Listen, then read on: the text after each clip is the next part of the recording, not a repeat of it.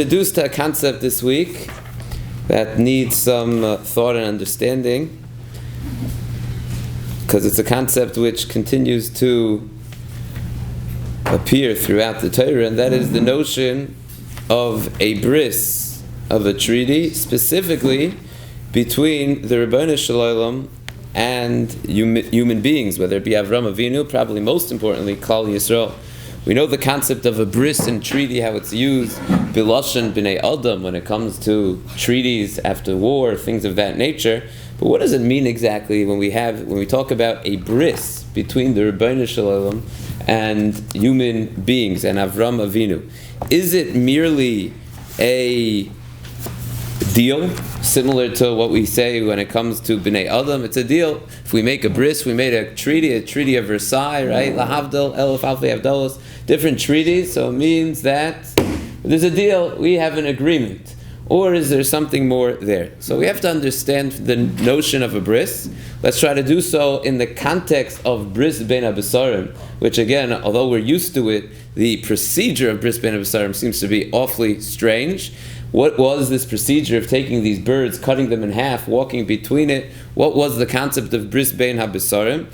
And perhaps we could gain most insight by trying to understand the verb that's used in the context of bris. Bris is a treaty. But what do you do with a bris? You are koires bris. You cut a bris. So we know that the English language also adopted such a language. You cut a deal. But it seems to be a bit strange. A bris, what does it have to do with krisa's bris? I'm cutting a deal.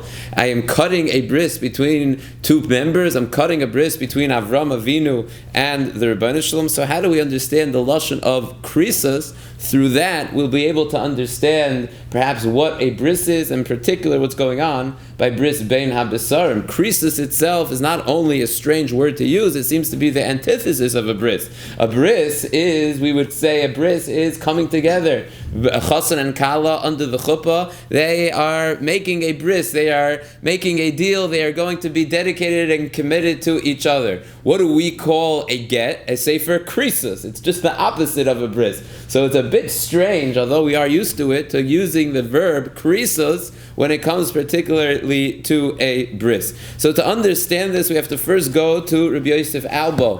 Rabbi Yosef Albo, of course, the author of the Sefer HaIkrim, one of the Gedolei Rishonim in terms of when it comes to the Machsheves Yisrael from Spain, the 1300s, and Rabbi Yosef Albo explains why krisis bris. He's explaining it in the context of Bris Bain HaBesarim, and he says as follows. Just the opposite of what you would think. We lose the lashon of krisis bris because we're thinking about cutting, splitting two things. He says, in fact, we know a bris doesn't mean that we are cutting, you're splitting the two things, but on the contrary, you're taking two independent items and you are combining them into one entity. So why do we use the lashon of krisis bris? He says it all goes back to the Bris Bain HaBesarim. Because what happened at the Bris Bain HaBesarim? The first and most important bris that we read about in the Torah. What happened in the Bris Bain HaBesarim? We took an animal, we took the birds, as the Torah tells us, Vayomer Hashem Elokeim b'mai ida kereshena Vayomer kol le'egla mishuleshes ve'ez mishulesh v'ayil mishulesh v'sor v'goizel. You take them and vayivaser oisam b'tavch. You split them in half. So since the original bris was created by cutting these different animals, these different entities into half, and Avram Avinu would walk in between them. So that's where we got the lashon of krisos bris, that to create a bris, you have to be koires, divide something in half. But hagufa kasha. So why was a bris created in a way where you cut something in half if a bris, after all, is combining? Explains Rabbi Yosef Albo. That is exactly the point. V'atam. The reason is l'fal hazeh b'krisos bris hu shekrisos habris hu kesher kayam bein shnei ha'anoshim. What is a bris? A bris means that two people are uniting. It is a deal where we, not simply, I have an arrangement with you that I will do X and you do Y. It's an arrangement which emerges from a new state of being that now we have combined, we have become one. And how do I express and demonstrate that I have become one? How do I come and demonstrate that I've become one with another entity? A chassan and kala under a chuppah, they are now becoming one. Vayu lebasar echad. How you demonstrate that two separate entities become one? Says if Yosef Abba, what the Torah is telling us is as follows. You take something which we understand inherently is one, you divide it in half to demonstrate. Just like these two things seem like two distinct things. They're two distinct halves, but we know, of course, that these two halves really combine to be one whole. So therefore, the same thing is true when the Bain makes a bris with Avram Avinu. We view them as two distinct entities, but really the Bain and Avram Avinu are now joining to one. They are being Kore's bris. Hazeh b'krisas bris hu shekrisas habris hu kesher kayom. Bain shnei anoshim korsei habris kidei lekasher lidavik ha'ava b'neihem ad sheyiyu shneihem ki'ilu guf echad v'yishmor kol echad mehem es chaveroi kishmiraso es atzmo. And we are going to take care of each other the same way I watch over myself, I will watch over you. Therefore we divide the birds and the animals into half. Bain HaBesarim, we're walking between the halves. La'ois, as a sign to demonstrate. Just like these two halves obviously are one guf.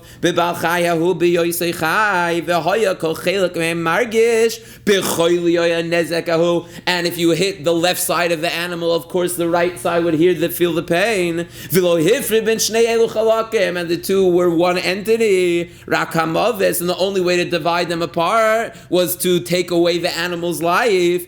When two people are creating a bris, it's not just a deal. I make a deal with you. That's not the Torah's definition of a bris. That's an arrangement. That's an agreement.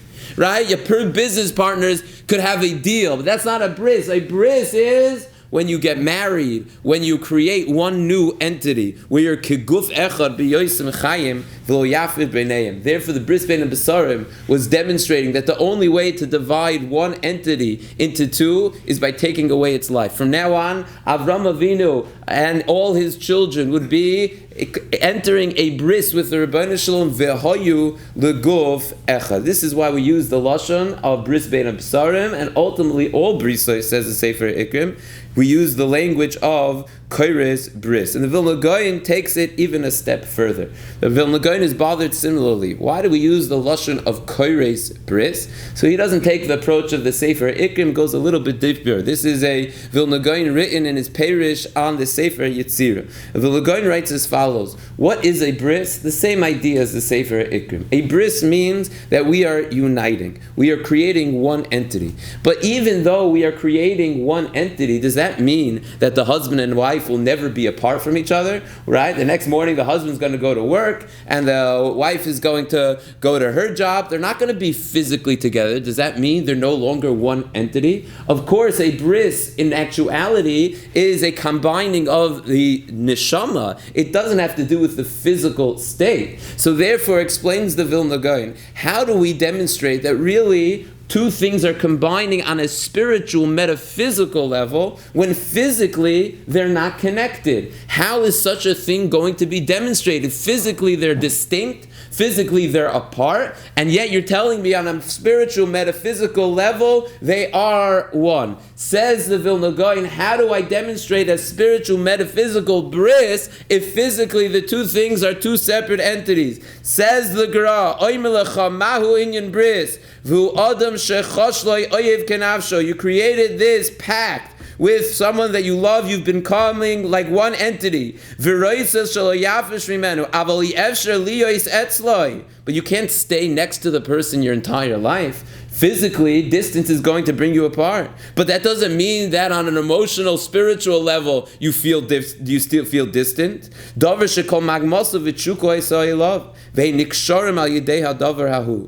do? To be Koires bris, you cut a chelek of yourself and you give it to the other entity. And that is there as a clear demonstration on a physical level that even when I seem to be apart from you, I am still with you on a deeper emotional level. Says the Gaon, Ulashon bris uhavtacha shayidei hadavrahu. That aspect that I cut off of myself and gave to you, Vadai lo yisparin mimenu, I will never distance myself and be separate from you. Vizehu emtzoim ben abayris bor Yisrael v'chol zeh lefi she'en yechoyles asiga ba'atzmo ulefi zeh lemuvan me'oir halashon krisa she'akadosh baruch hu koras dover me'atzmoi. Whenever the Rebbeinu Shalom is koreis bris with humanity, the Rebbeinu Shalom is becoming one. The connection between Klal Yisrael and the Rebbeinu Shalom is growing ever closer. But physically, of course, we're so distant. So how does Rebbeinu Shalom show that we are growing closer and a closeness that will be forever, never be separated? The Rebbeinu Shalom gives up kiviyachol,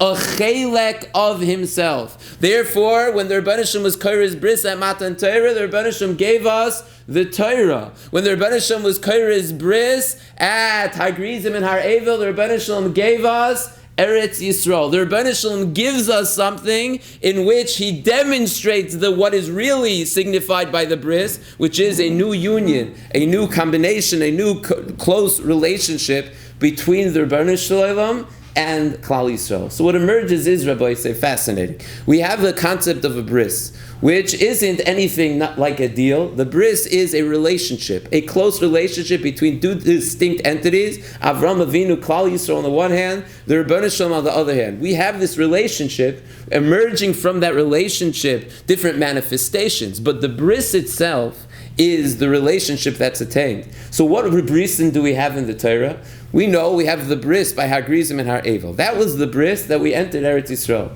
We have the bris when it comes to Matan Torah, the bris that we received the Torah. We know that the Sfarim tell us that the bris of Matan Torah was like a kiddushin between Klal Yisrael and the Rebbeinu Shalom. Many things that happened at Matan Torah resemble that of a kiddushin. After all, the chuppah itself, the Medrash says, Matan Torah, Har Sinai was like a chuppah. So we have the kiddushin which took place at Matan Torah. Obviously, a close relationship between Klal Yisrael and the Rebbeinu Shalom was created. The Rebbeinu Shalom gives us his Torah, creating that kiddushin. Then we have at Hagrizim and Har Evel a bris which allows us to enter Eretz Yisrael, which according to the Vilna Gaon and Perish and Shir Hashirim means the Nesuin of Klal Yisrael. Right? After the Kiddushin, you still only have an Erisin until the Chassan brings the Kala into his home, Kaviyachol. The Rebbeinu Shalom brings us into his home, into Eretz Yisrael. That was the final stage of this relationship, the Erisin and the Nesuin. So if that is the model that's being followed, what is Bris Bain HaBesarim? Where does Bris Bain HaBesarim fall into the picture? So I would argue that Bris Bain HaBesarim in this week's parsha is the equivalent of the halachic step of Shidduchin. Shidduchin is a step which is halacha recognizes where we are not yet have Erisin, we don't have Nisuin, but we've made an arrangement between the two of us that we will get married. And that's done with the parents. Therefore, Avram Avinu, serving as Klal Yisrael's forefather, the Va'av Hamoin Goyim, and the Rebbeinu Shalom are koreis bris, that is the beginning of this process of uniting with the Rebbeinu Shalom. We have Shidduchim. There's going to be a long time till it's completed. But the Rebbeinu Shalom says, I've chosen you, I've chosen your children. This relationship that I'm going to create is going to be with your children. This Shidduch happens at the Bris Bain HaBesarim. It's the beginning of the union. It could take into the next level at Matan Torah, after Mitzrayim, where we are actually connected to the Rebbeinu Shalom with Kedushin, and ultimately it's only completed the relationship when we enter Eretz Yisrael with the final bris. Every step of the bris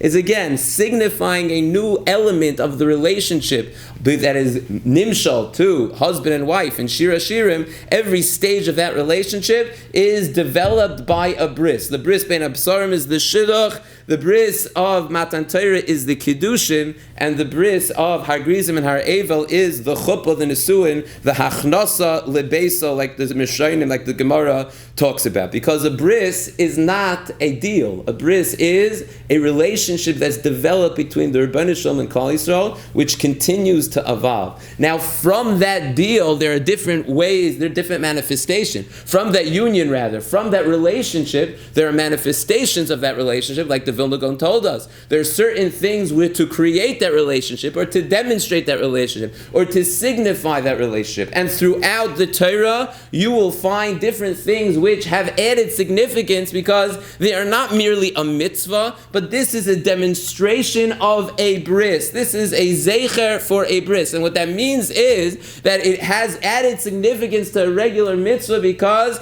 this is what demonstrates that we have this special relationship. It's not that mitzvah that created the relationship necessarily. It's not that mitzvah that the relationship is about, but it's that mitzvah which is a zeicher, reminds us, or is a manifestation of the relationship. And therefore it gets an extra status, a special level. For instance, we know that the concept of a milah is considered to be a bris. What that means is that the concept of milah is more than a regular mitzvah. It's a manifestation of the relationship that Rabbi Shalom and Klal Yisrael have. Therefore, if a guy gets a bris milah, he's still considered to be an oral. He has no connection to it. We know that the concept of Shabbos is considered to be a bris. What that means is that it's a manifestation of this special relationship. If a guy tries to keep Shabbos, it's not like him trying to do every other mitzvah, because now you're trying to enter into our special relationship. A guy sheshavas is chayiv misa. And of course, perhaps the greatest manifestation of this relationship is the Torah, ve'eresticha lila oilam. And therefore, if a guy learns Torah, it's not like he's trying to be mekayim another mitzvah. He's trying to penetrate and interfere with our special relationship. Anytime you see an ois or a bris, they're correlating or relating to a mitzvah, what it means is that this mitzvah has added significance, because this mitzvah emerges directly from the special relationship that Klal Yisrael has with the Rebbeinu Shalom, and therefore it's just for us. And if a non-Jew tries to do it, he will still be considered an oral. If he tries to keep Shabbos, he'll be chayiv misa. If he tries to learn Torah, once again, he's going to be chayiv misa. Why? He's allowed to do other mitzvahs, the Rambam says. Yes, mitzvahs he could do, but the special relationship that is defined, that is described as a bris, this bris, Rebbeinu Shalom began with Bris Bain HaBesarim, doesn't complete until we enter Eretz Yisrael. That's dafka for Klal Yisrael and the Rebbeinu Shalom. That's a chasan v'kala. If a guy would enter such a thing and try to interfere with such a thing, so that would take away from our relationship. And this is the process which gets started in Parshas Lech Lecha with the Krisus Bris, the Rebbeinu Shalom promising that he will give us Eretz Yisrael, the Krisus Bris, and it will continue to develop at Matan Torah, and then as we enter Eretz Yisrael to finally bring to fruition this relationship that the Rebbeinu Shalom promises Avram Avinu, his children will be able to attain with him down the road.